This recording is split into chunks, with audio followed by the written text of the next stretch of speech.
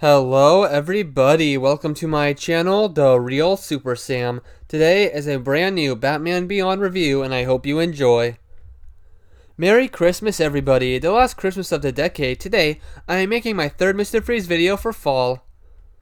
Mr. Freeze was an updated and reimagined rogue when he was put into Batman the Animated Series. Batman Beyond was a completely original and imagined character and universe for the show at the start, and in episode 5, the legendary episode Meltdown was made, with the return of Mr. Freeze. This episode opens with Batman Beyond stopping on another illegal shipment for Derek Powers. This makes Derek Powers mad and starts burning through his fake skin again. His body has kept getting worse and has no way right now to fix himself, so a new doctor suggests to him that he transfers his consciousness into another body, and she has the perfect subject. Victor Freeze, an old threat of Gotham City and Batman's most sympathetic enemy. In Batman the Animated Series, his body was deteriorating and he needed to cut off his head to survive and place it on a robotic body. His head is kept in storage and is just sitting there for decades. Today, he has a chance to live again. The experiment was a success, and Victor awakens in a new body like his old one in the future, able to feel cold. It seems like the experiment was a success. Afterwards, Bruce Wayne sends Terry to look over Freeze. He's convinced that Freeze will go back to crime and resort to his old ways. One of his oldest enemies is alive again in the future, younger than him, and Batman Beyond has never fought him before. But in the episode, Mr. Freeze is just living a life for others. He is caring and happy for once after the accident. His wife is dead, so his God is himself. Even Batman Beyond is on Mr. Freeze's side.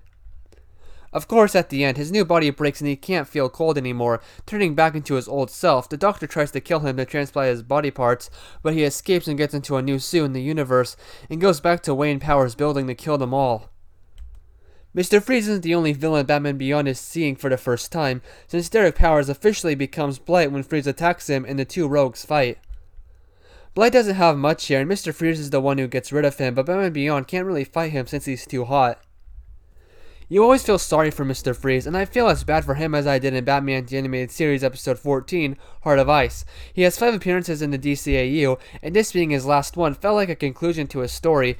He had always been just a man trying to save his wife, and to do so, had to commit crimes. Then, in his last DCAU episode, went mad and started destroying stuff for some sort of twisted fun.